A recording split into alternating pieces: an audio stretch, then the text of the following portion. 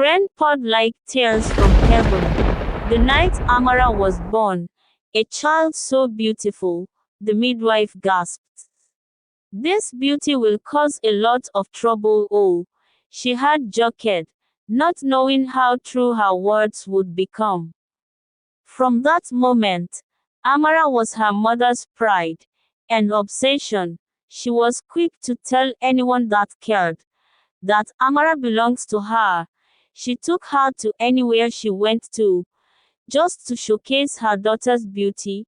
So early in life, she never knew the word no. Anything she wanted was always made available for her. She was never cautioned when she did anything wrong. She's too delicate, Mama Amara would say, dressing her in silk and lace, while other girls pounded yam or fetched water. She would not participate in any of the chores. Amara grew like a hibiscus in rich soil, tall, elegant, with skin the color of caramel soaked in honey. Her eyes were almond-shaped, always half-lidded, like she carried secrets. Her lips, full and glossy, seemed to pout even when she smiled. Men turned when she worked. Even women paused to stare. Her beauty was her blessing, and her curse. At 17, Amara had already started craving things her peers didn't: iPhones, gold necklaces, Ankara gowns from Lagos, foreign perfumes that clung to her skin like sin. Her room was painted cream and gold, with thick velvet curtains, and a standing mirror, where she'd admire herself for hours. Mama foiled it all, saying, "My baby must not suffer like I did.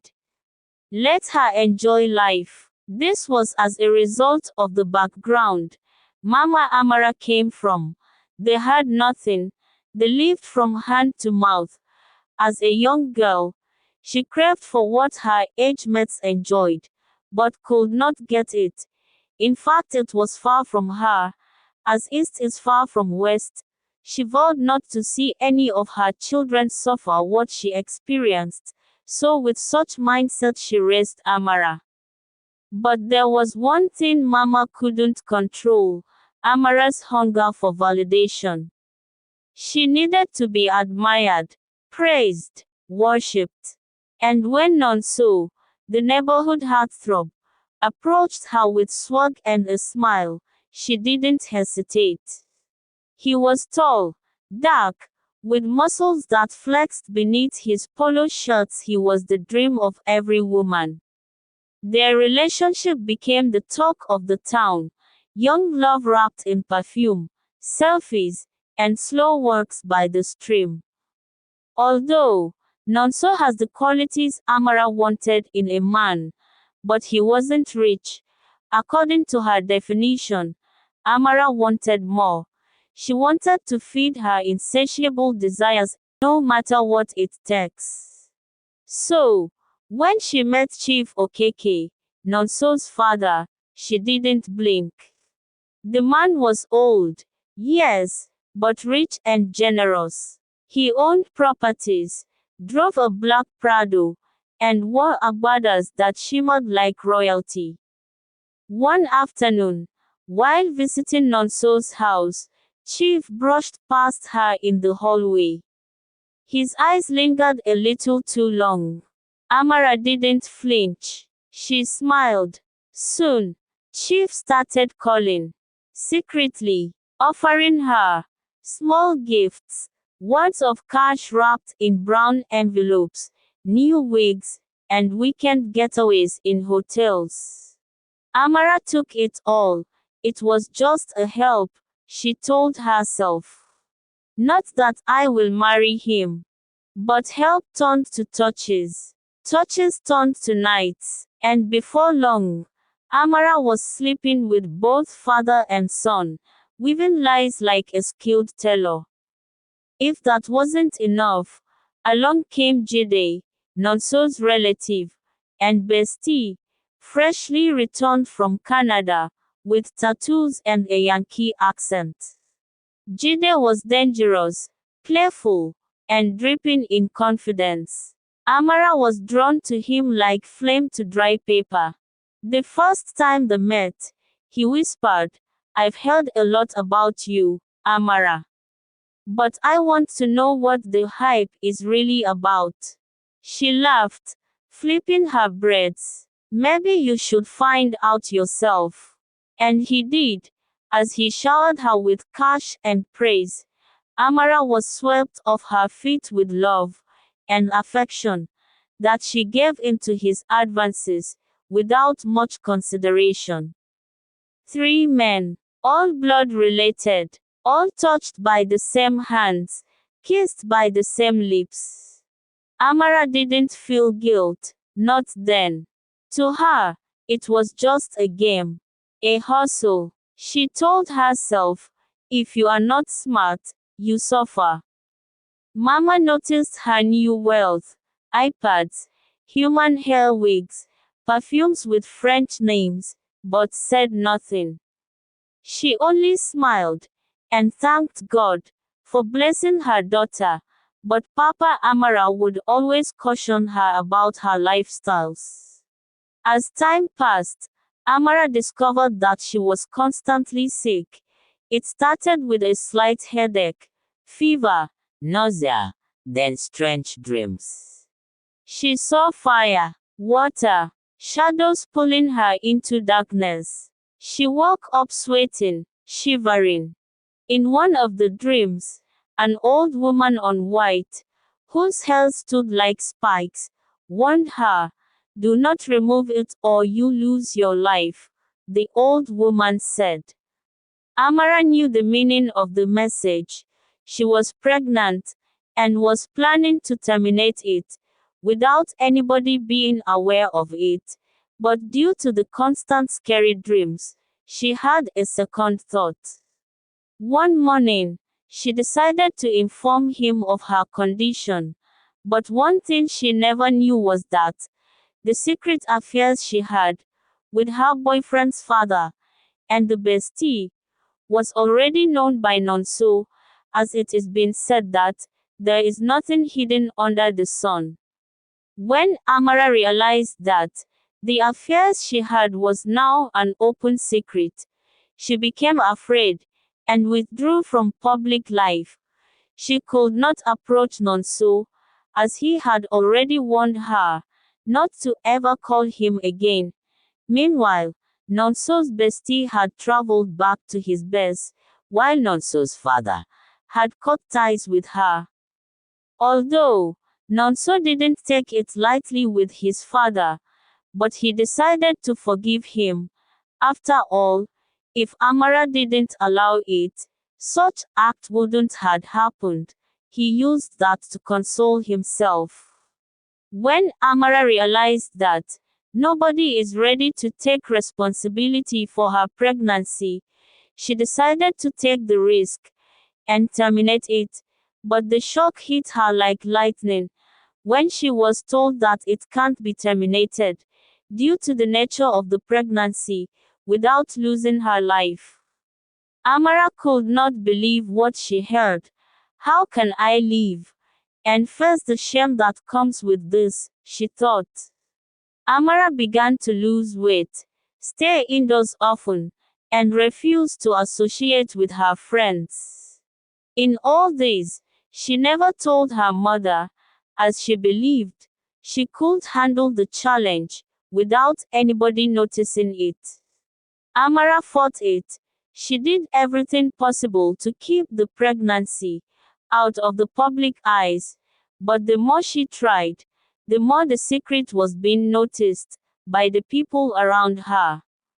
When she couldn't hide it anymore, she decided to inform her mother. "Ha!" she gasped. "Amara had finished me all." She cried bitterly, but not knowing that it was just the beginning of her sorrow and shame. "Amara," she called out, "who is responsible for this?" she demanded. I don't know yet," she stammered, Her mom pressured her to reveal the father of her unborn child, but she remained tight-lipped, while her health kept deteriorating by the ticking of the clock. Until one morning, Amara collapsed and was rushed to the hospital. Doctors couldn't find anything. Her condition worsened. Her skin lost its glow. Her eyes sank. One morning, as early as the sun rises from its chambers, Mama Amara set out to seek for spiritual help for her daughter's ailment. She had committed a sacrilege that led to this pregnancy, and she must not terminate it, else she might lose her life. One of the prophets said. It was there that Amara opened up to the prophet, in front of her mother. I did it, she said. You did what? Her mother inquired. I slept with 3 of them same day, she said slowly. Her mother became uncomfortable on her seat. Talk to me before I lose it, she shouted. There and then, Amara decided to spew everything that happened. I slept with Nonso, his father, and his friend, Jide, she said, barely above a whisper. Her mom cried, until there was no more tears in her eyes. She begged her daughter to tell her that it was all a lie, but the truth was there before her eyes, the belly gradually bulging. Then, the priest cleared his throat to douse the tension in the room. There is nothing in life that doesn't have a solution, he said. Mama Amara and her daughter listened eagerly for the solution to their problems. She has to confess, he said. To who? Mama Amara's eyes beamed with fright and confusion. She has to call the men involved, as well as her own immediate family, and plead for forgiveness. Only then could she be healed and restored. Is there no other alternative to this? She begged. No other solution, the priest said. Amara and her mother left, without saying any word to each other, throughout their way home. That afternoon, her parents held a family meeting. Mama wept. My baby, who did this to you? How could you be so loosed to 3 men the same day, living in confusion as to who owns the pregnancy? But Amara knew the truth. She had done it to herself. It was an abomination to sleep with siblings in that community, yet she did it, throwing caution into the wind. The next Saturday, the compound was packed. Word had spread. That fine girl they sick. Them say, she chop all the men. For one family, one woman said in pidgin. You don't mean it. Tell me more, her friend asked, with surprised expression, as they walked along the busy street. She continued, she has to confess and beg for forgiveness in order to live, she said. But her mother had always been in support of whatever she did, whether good or bad. She sowed the wind, and now she will reap the whirlwind, she retorted. At Amara's father's compound, the elders of the family, and those that the matter concerned, had gathered. Amara stood to speak, trembling, dressed in simple gown. No makeup, no filters, just raw shame. As she spoke, gasps filled the room. God forbid, abomination, someone shouted. Nonso's mother stormed out of the room. Nonso sat frozen, mouth open. Chief Okeke did not come. He had sent a message of his absence. He hoped the matter would die. Jide had traveled back to the state, but one of his family members was present. Amara's father looked like a man crushed by a fallen tree. "You brought disgrace to this house," he said, through clenched teeth. Mama cried silently, shaking her head, like a woman who had just seen her child's obituary. Neighbors gossiped, some with pity, others with glee. "Over-pampering has finished this girl," one woman said. "Now see the result." At the end of the tenth meeting, Amara was eventually forgiven, after the necessary sacrifices were carried out. Gradually, she began to regain her health, until she was completely healed. But she had to carry the consequences of her action, brought about by her insatiable desires for money, and more money. Amara faced shame, disgrace, and the stigma that comes with such acts. Amara, the girl that stood out among her equals, was reduced to a shadow of her old self. She withdrew from public life and thought of how to rebuild herself after the delivery of her baby. As for the paternity of the unborn child, it would be determined by the three men involved in the act. Her mother, who always boasts about her daughter, became a laughingstock among her family, friends, and in the community. In all this, Amara's father didn't involve himself in the saga, as he would always warn his wife about the consequences of over-pampering Amara, but she wouldn't budge.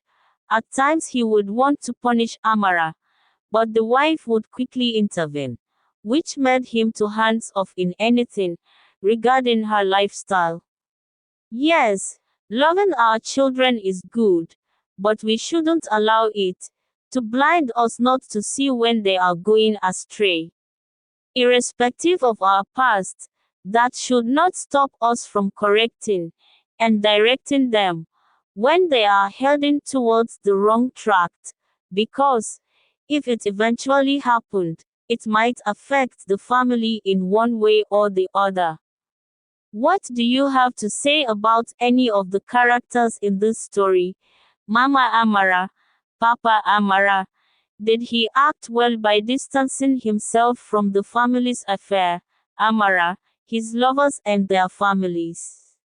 Drop your comment in the comments section, as it will motivate me to do better. Don't forget to subscribe and like this video if you haven't done so already. Thank you for watching. See you in my next video.